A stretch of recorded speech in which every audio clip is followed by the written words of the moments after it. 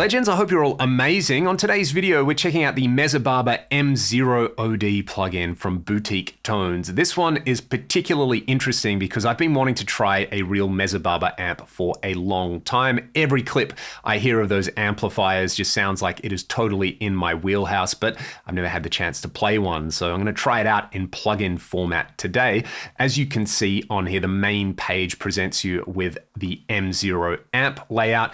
This is a 2-channel amp in the real world, and the plugin follows that architecture. You've got dedicated drive and overdrive controls for the channel. So drive will control the channel 1 gain, overdrive controls the channel 2 gain. You've got a bright and a boost switch, 3-band EQ, a volume control for each channel, a 3-knob power amp section, which I personally really like. Not only do you have depth and presence, but you've got a feedback control on here to control the power amp's negative feedback. You can even kick in an extra boost over here. In the cabinet section, you've got 2 slots to load in either the built-in cabs or your own cab IRs. There are 5 different built-in cabs with a variety of different microphones.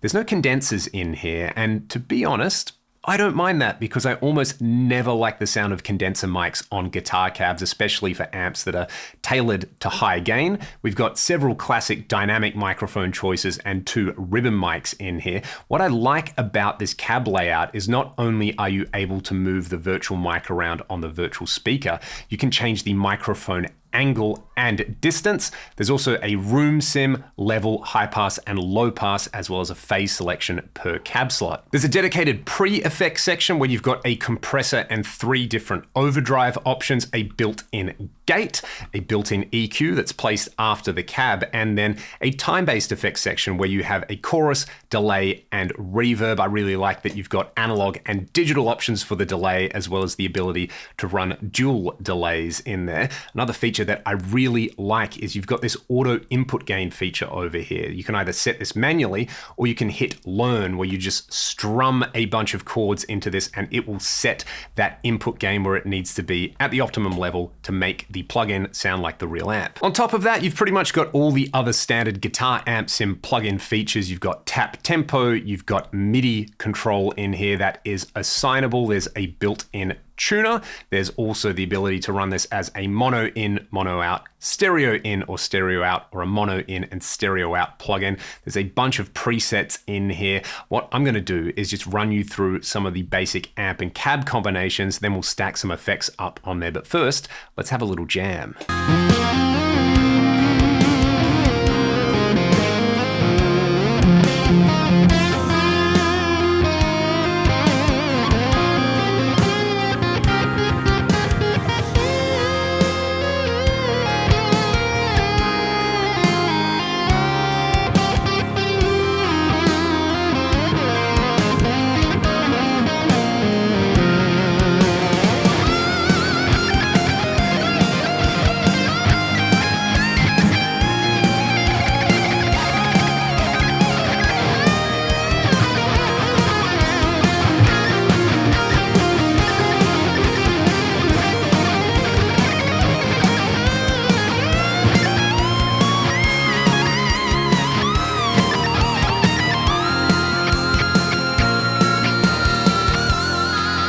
Let's get started on channel 2, where all the glorious high gain lives. We will of course hear some cleaner and breakup sounds out of channel 1, and you can actually boost channel 1 to get a lovely alternative high gain sound out of this. I've got the overdrive control quite low, bass, middle, and treble all above noon, and I'm running the volume control quite high on this. We will hear the difference between running it low and high. I think this one really opens up the overall tone and character of this amp sim. I'll also play around with the feedback control on here. That's going to have quite a big impact on the response and the feel. Currently, I'm using this 4x12 MZero 69M G12M cabinet in here. I have angled the mic a little bit. I really like that ability to angle the mic. That's a super cool feature, and just a touch of the studio style, actually no, the chamber style reverb over here. We can hear the studio style as well a little later. Let's just hear this on my PRS CE24 on the bridge pickup.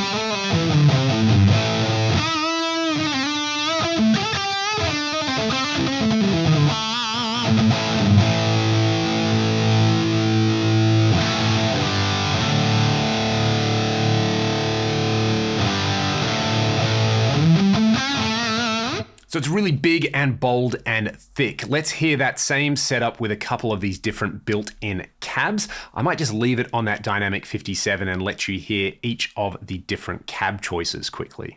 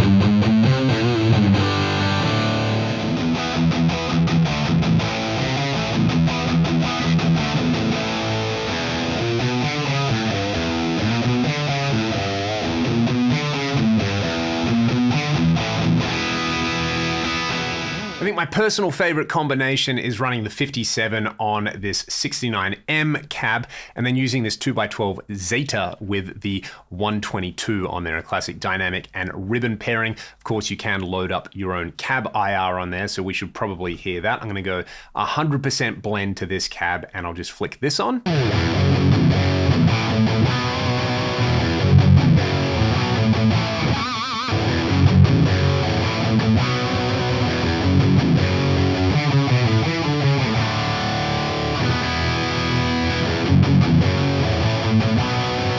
Let's roll with that cab for now and hear channel 1. I'm going to start out with the drive at 6. You've got a bright and boost option on here, as well as an extra boost that you can kick in just in case you want even more gain than this thing can do. Let's hear it.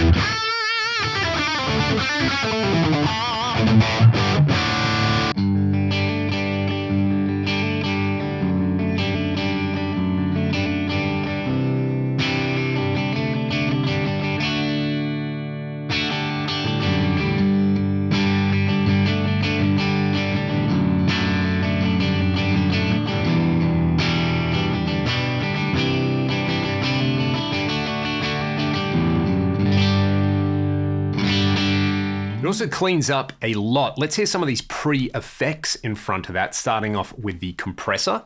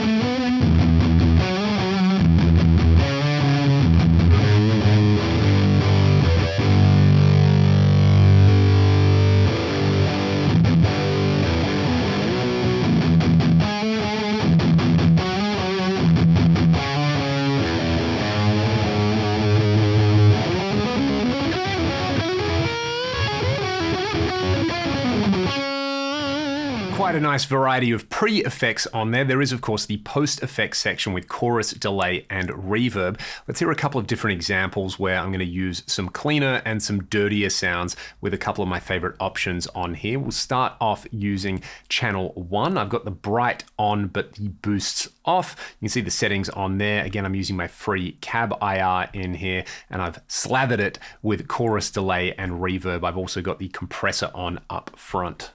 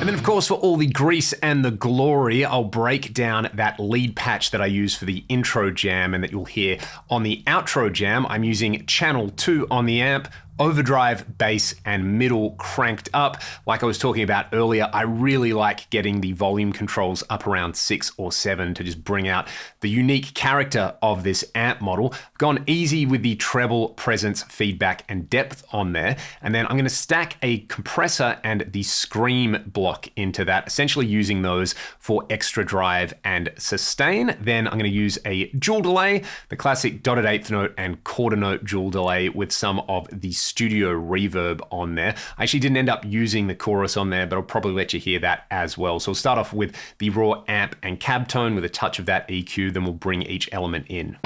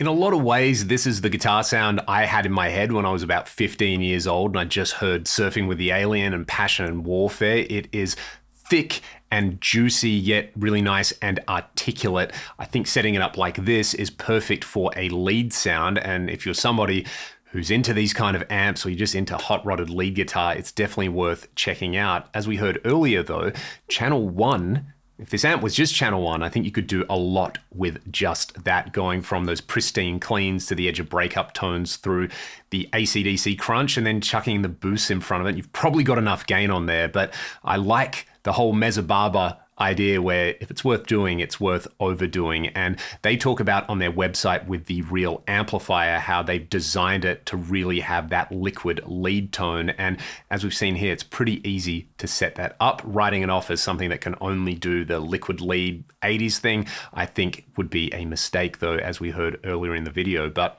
you know, I love the liquid leads, so I might play you all out with another jam over another track from my buddy Backing Tracks by Tim. This is more of a synthwave style thing. I'll grab my Chilia with the whammy bar on there and have a bunch of fun. If you'd like to learn more about this plugin, I'll drop a link in the video description. A massive thank you to Boutique Tones for having me do this video. If you want to support what I'm doing on the channel and you want to grab my free IR, it's all linked in the description as well. Enjoy the rest of the video. I will see you next time.